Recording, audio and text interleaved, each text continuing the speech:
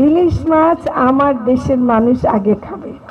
এবং কিন্তু দুঃখজনক হচ্ছে এবার ইলিশ মাছ আমরা জাটকা মানে নিধন বন্ধ করার জন্য অনেক অভিযান করেছি, সেটা তারপরেও জাটকা এখনো ধরছে মানুষ, কিন্তু এটার ক্ষতি করছে অনেক জাটকা। কোস্টগার্ড, নৌ পুলিশ ওরা কিন্তু ধরতেছে এবং ওরা অনেক অভিযান চালিয়েছে। যেটা মুশকিল হলো নদীর নাব্যতা কমে গেছে, ইলিশ সমুদ্র থেকে যে নদীতে আসবে, পদ্মা মেঘনা আসবে, সেটা এবার সময় মতো আসতে পারেনি, বৃষ্টিও সময় মতো হয়নি। সে কারণে ইলিশ মাছ তো আমার কথায় আসবে না, ইলিশ মাছ তো ইলিশের সময় মতো বা সে পরিবেশ পায়নি এবার। এটা দুঃখজনক। হয়তো বা এই মাসে কিছু সরবরাহ বাড়তে পারে। ভারতে ইলিশ দেওয়ার ব্যাপারটা যেটা হয়, সেটা গত বছর 3000 মেট্রিক টনের অনুমোদন দেওয়া হয়েছিল, কিন্তু দিতে পারছে মাত্র 500 মেট্রিক টন গতবার।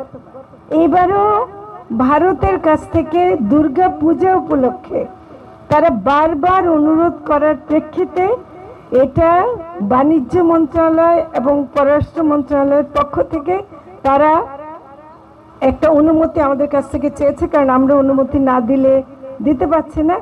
এটার জন্য 1200 মেট্রিক টন দিয়েছে, দাম আগের তুলনায় বাড়িয়ে দিয়েছে।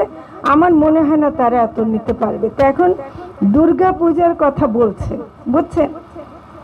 এখন তারা আমাদের প্রতিবেশী, সব কিছু মিলায় আমরা দিতে বাধ্য হয়েছি। তবে আমি আজকে শুনে গেলাম আপনাদের এখানেও যেন ইলিশ মাছ আরও পাঠানো যায়, সেটা আমি চেষ্টা করব। আপনাদেরকে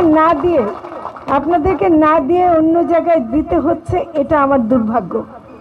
হ্যাঁ, এটা আমি একেবারেই আমি বলছি যে এটা আমার দুর্ভাগ্য।